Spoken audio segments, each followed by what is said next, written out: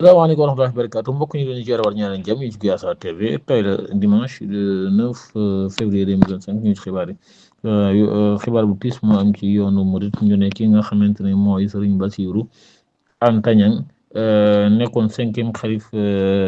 bu Maam Thierno Birahim borom Daaru Musi ñu ne daal Serigne Bassirou Anta Niang jóge na fi ki nga xamante ne si nag mooy xalif bu bees bi mooy Serigne Khalid Mbacke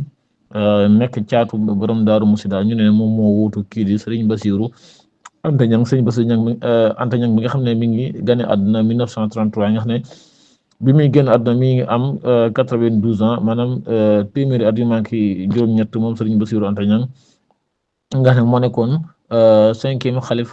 borom Daaru Musi moom Serigne Bassirou Anta Niang mi nag ñu ñaan yàlla yërëm ko yóbbu ko ci aljana ya gën a kawe Guyaasa TV